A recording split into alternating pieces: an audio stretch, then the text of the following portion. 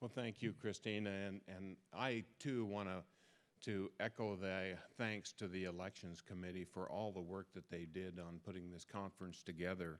Certainly, it does take a lot of work, and if you look at the agenda, it is a full agenda, and some very interesting topics. And so, again, and I want to thank you for your attendance here. I think this will be a very informative and a very good conference. And you know, a couple of years ago, I had no idea what cybersecurity even was. And I think that we have all learned over the last few years that it comes into everything we do, especially in elections. And some of the things that we're moving forward now have come about because of security, you know, and we have to keep our eye on the ball and make sure that we keep our elections secure, that people have confidence that they are secure. So that's very important. Today we do have a couple of presentations this morning from some high-powered federal people. We have Christy McCormick from the EAC, and I probably shouldn't steal Christy's thunder, but you know, the federal government just gave Idaho another grant that the EAC will be administering, and our portion was $3.6 million. So we have some more money to, and you might be asking Christy how we might be able to spend that. So because they are in charge of that. We also have Matt Masterson. Matt has a varied background. He started, well, I don't think he started in a Secretary of State's office, but he did work for the Secretary of State in Ohio. And then he was a commissioner at the EAC, and now he's with DHS. So I think his presentation will be very informative and as well. On Thursday, we will also have more presentations on cybersecurity. We have a group that is working, and Matt is part of that group, as well as some of our local people and even some of the county clerks on the National Governors Association project. And we were one of 6 states that were chosen to do this, and I think that we have made some great progress, and you're going to hear about that on Thursday. Last year, I wasn't able to attend much of the session. This year, I've tried to clear my calendar. I do have a couple of things that are going to keep me away. I have my budget presentation on Thursday morning, so I won't be here then, I'm sure. But I will be available most of this conference and working or walking around and sitting in on these presentations. And if you have anything you want to talk to me about, please feel free to come up and visit with me about those. Again, thank you for coming and for participating, and I hope that you have a very enjoyable and learning conference. Thank you. Now, Phil.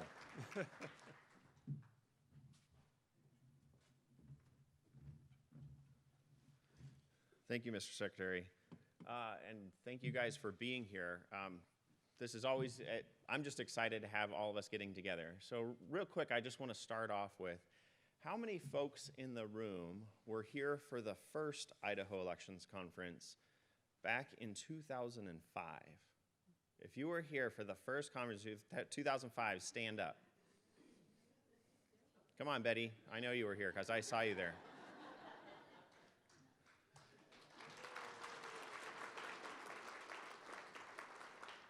Now, a couple things you'll notice. Not that many people stood up.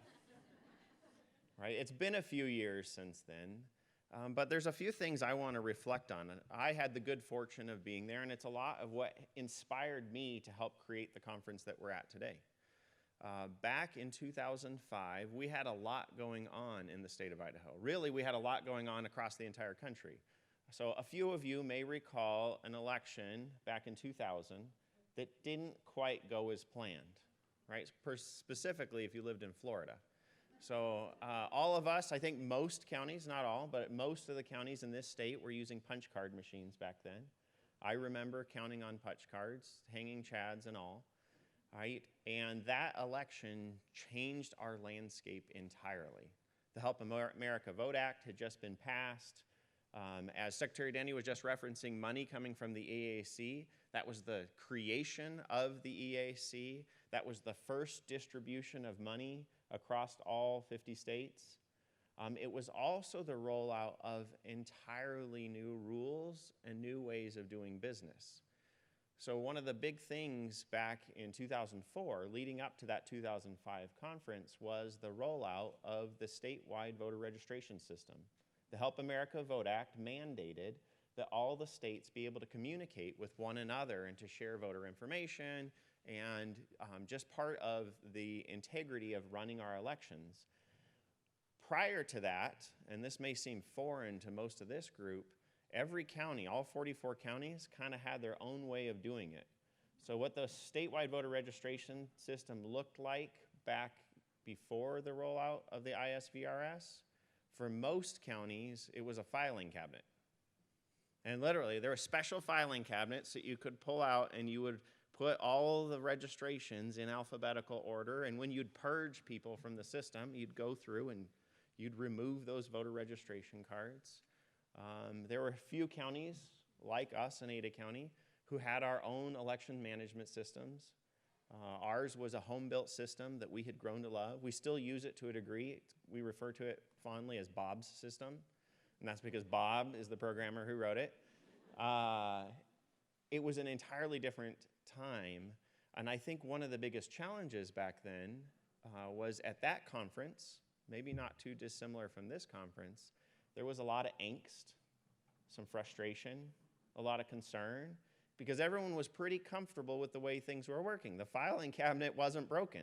So why did we need to bring in computers? And there was no cybersecurity. If you saw a Russian digging through the filing cabinet, you told him to stop. Right?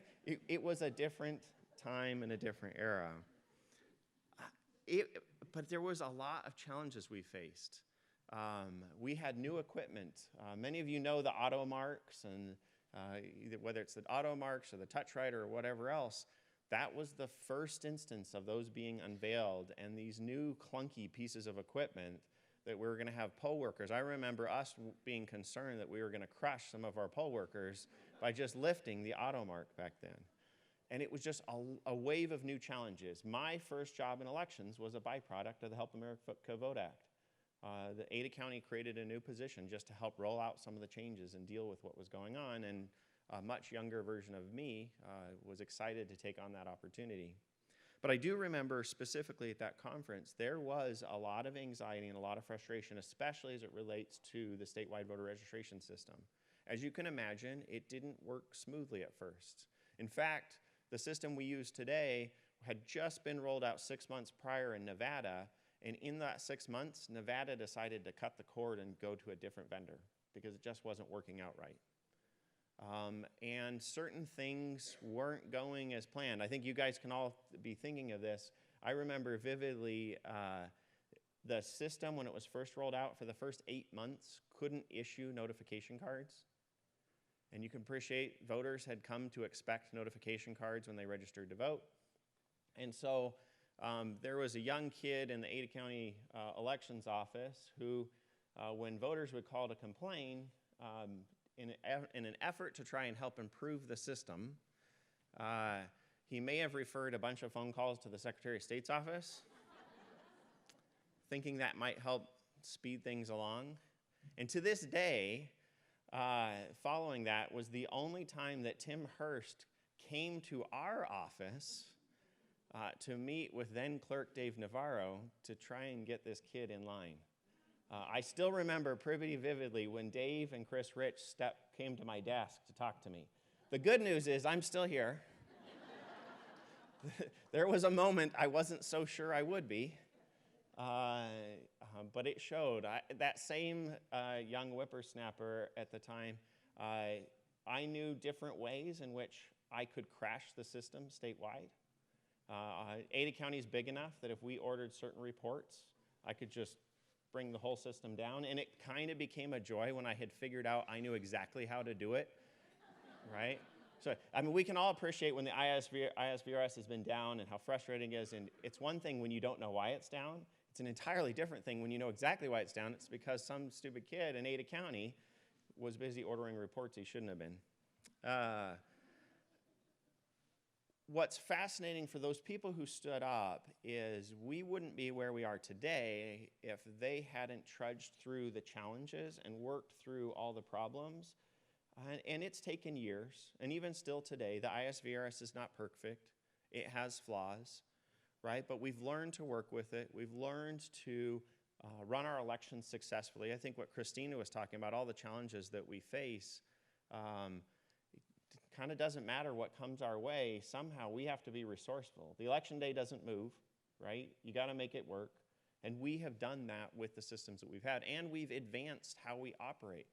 Our elections, the way we operate them, the way we communicate with each other, the way we manage voter information is so much more advanced than it was back in 2005. And it's a credit to all the people who've served before you, as well as yourselves, to make that work. And I think as we go into this conference, that's something that's really important to remember. And just like that conference back in 2005, there's a reason that we're all here today. It's hard enough to run the elections alone, but it makes it so much easier when you have colleagues and peers that you can turn to. So if nothing else, this opportunity is to be in a room together. It's not the same, going online and watching a webinar or doing a conference call isn't the same as being in here, and when you have breaks or at the lunch, being able to hash out or ask someone a question. Like maybe you don't want to ask the presenter, I couldn't follow along with what you're doing, but you can ask your neighbor sitting right next to you, right? And we can work through these challenges and learn together. And I think that's really important.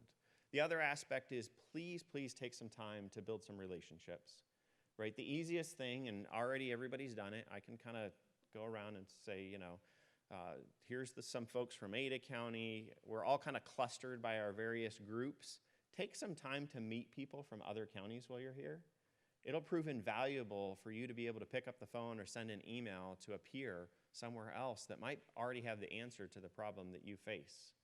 That's part of why we've come together, is to build those relationships. And don't just focus your energy on the people sitting in the room learning with you, but also some of the experts that we've brought in. Take a chance to introduce yourself to them, get their information. I had dinner last night with Matt Masterson, and we had a great time. One of the things he was expressing is how much of a joy his job is, because wherever he goes, there's this camaraderie in elections, right? Like, it doesn't matter what's going on. We all kind of like just get in the trenches and try to work through the problems together, and everyone is very willing to help somebody else. And we've seen that. We've seen where machines have broken, and one county in our state has had to go to a different county just to count their ballots on their machines. Right? That speaks volumes to the work that we do. And so we want to build on that while we're here. We also want to confront some of our anxiety and fears. We have a big election cycle ahead of us, right? And heck, just over the past week, it seems like this election may have gotten even bigger when you look at what's going on an international level, right? We've got challenges. It's hard enough to do just the logistics of getting enough ballots to where they need to be. We've got a presidential preference primary coming up in March, and I can say, all of us, it's a guessing game on what turnout will look like, because this is the first time we've had a Democratic primary on the presidential preference, and those are numbers that are way harder to predict because we don't have any history to rely on. And I can assure you, don't look at the caucuses as an example of what you should be doing, because that is no comparison for what we're going to face. And the last thing anyone wants to be is the person on the paper in one of the reddest states in the nation because we didn't order any ballots for the Democratic Party when they were having their primary, right? So just as a cautionary, we've got big things. Not to mention, we will have a presidential election, and every presidential election seems to break records in terms of the number of voters who show up to the polls. I have no doubt that this 2020 general election will break records again. And if that isn't enough, we're leading this all off by rolling out a new voter registration system. We're kicking off new campaign finance rules. We've got a lot of moving parts that we're going to have to work through to make this a success. And so I know for me, and probably like you, there's some apprehension about what we face. It's going to be, I know the clerks, the elected clerks handle a lot of things in the offices, but this year elections will be the focus and be one of the biggest challenges that we face as clerks. Now, real quick, I want to share a video with you just to kind of help set some of the tone for the conference. So let me, now I got to figure out the mouse.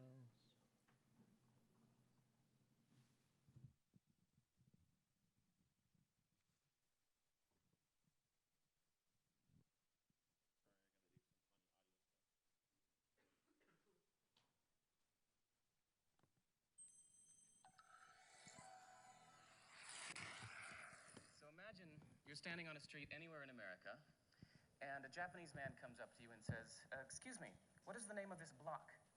And you say, I'm sorry, well, this is Oak Street, that's Elm Street. This is 26th, that's 27th. He says, okay, but what is the name of that block? You say, well, blocks don't have names. Streets have names. Blocks are just the unnamed spaces in between streets. He leaves a little confused and disappointed. So now imagine you're standing on a street anywhere in Japan. You turn to a person next to you and say, excuse me, what is the name of this street? And they say, oh, well, that's block 17 and this is block 16. And you say, okay, but what is the name of this street? And they say, well, streets don't have names. Blocks have names. Just look at Google Maps here. There's block 14, 15, 16, 17, 18, 19. All of these blocks have names, and the streets are just the unnamed spaces in between the blocks. And you say, okay, then how do you know your home address? I said, well, easy. This is District 8. There's block 17, house number 1. You say, okay, but walking around the neighborhood, I noticed that the house numbers don't go in order. He said, of course they do. They go in the order in which they were built. The first house ever built on a block is house number 1. The second house ever built is house number 2. Third is house number 3. It's easy. It's obvious. So I love that sometimes we need to go to the opposite side of the world to realize assumptions we didn't even know we had, and realize that the opposite of them may also be true. So for example, there are doctors in China who believe that it's their job to keep you healthy.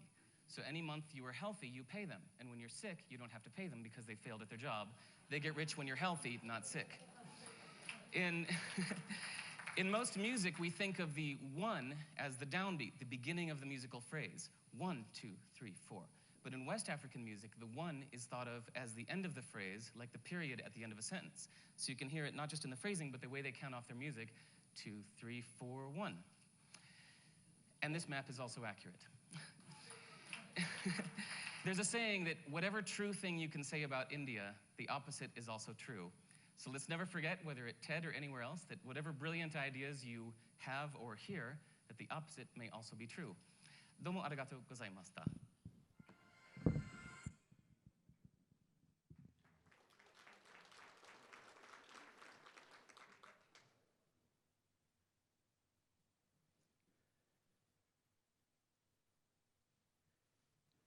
Now, isn't it fascinating, the idea that streets don't have names, blocks have names? One of the big things, especially today, that we'll be facing is looking at our new statewide voter registration system.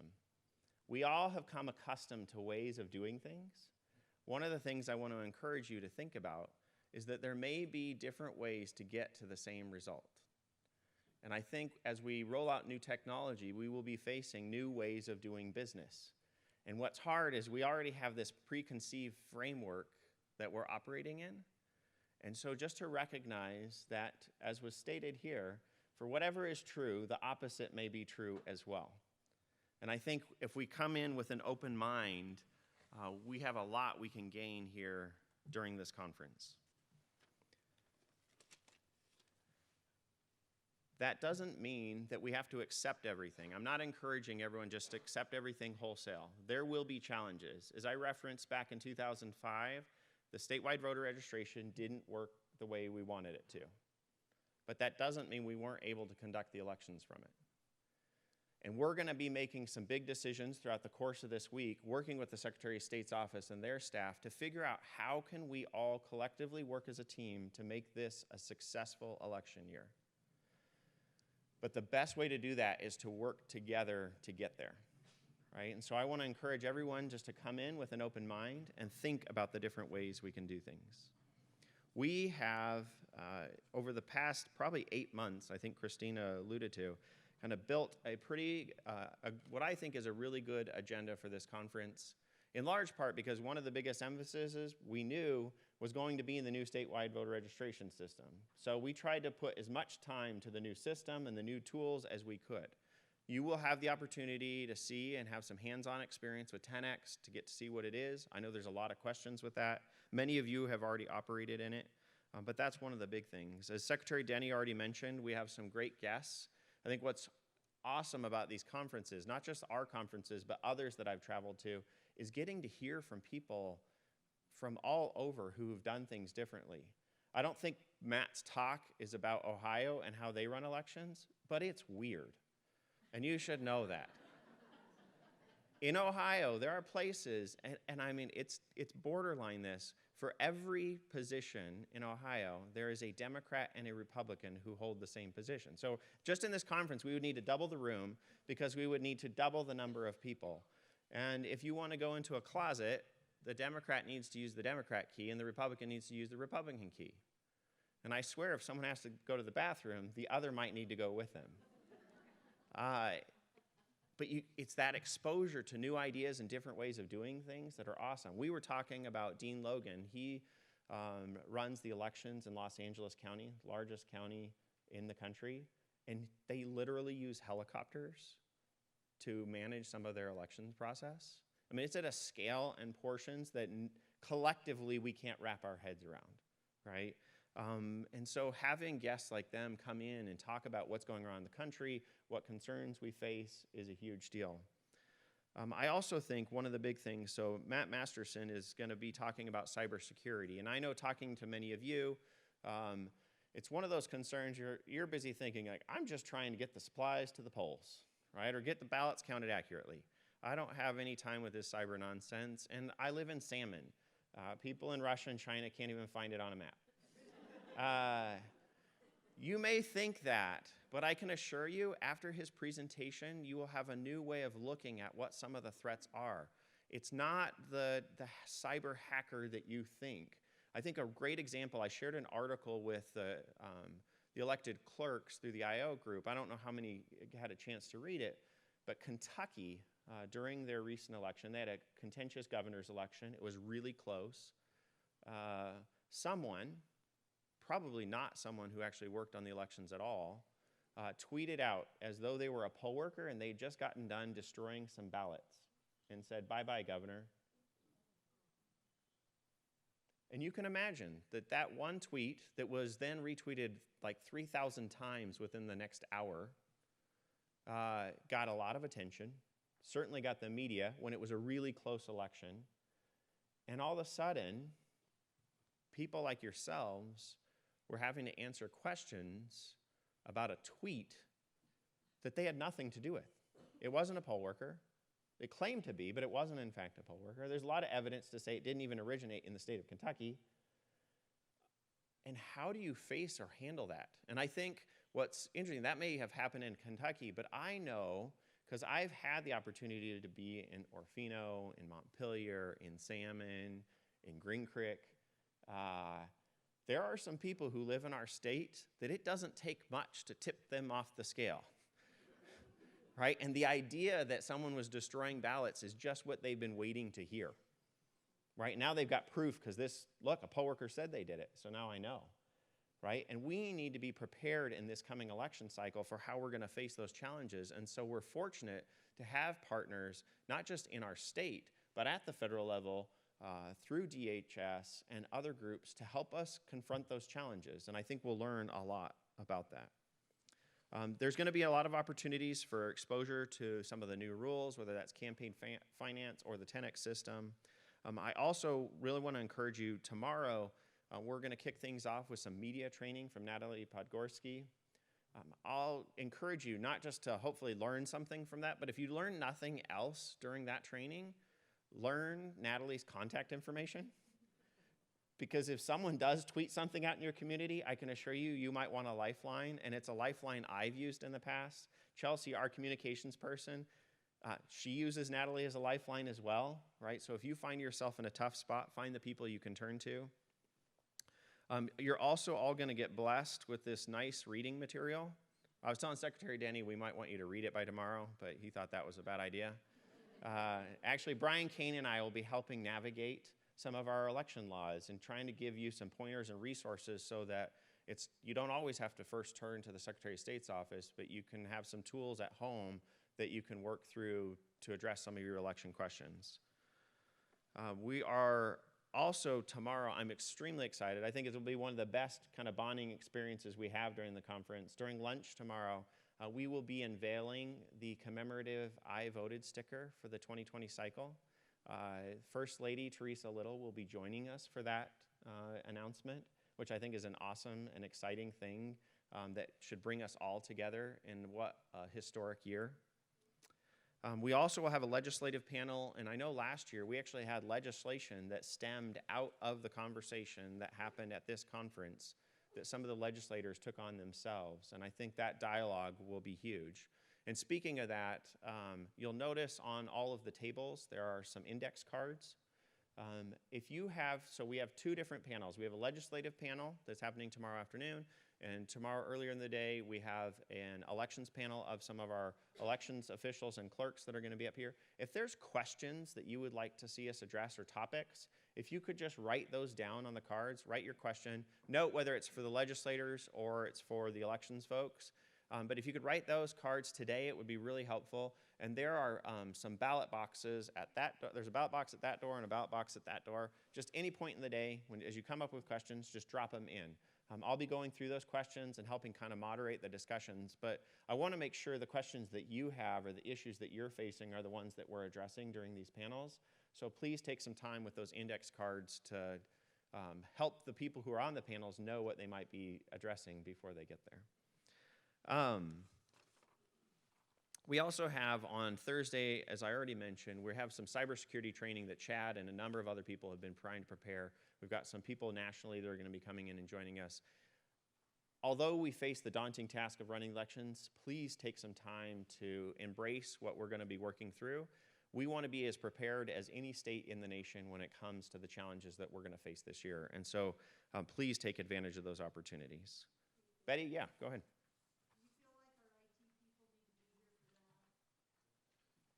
I don't know that, we talked about trying to be able to do that. I mean, I don't know that it hurts to have an IT person here, but I don't think most people will. I'm not going to have our IT people here. They did, Chad and the group met with the IT directors at the IAC conference. And so I know there is communication going on with those IT directors. Hopefully this will give you some tools and information that you can take back to your county and talk with your IT people moving forward. I know Chad will address more of that as we do that.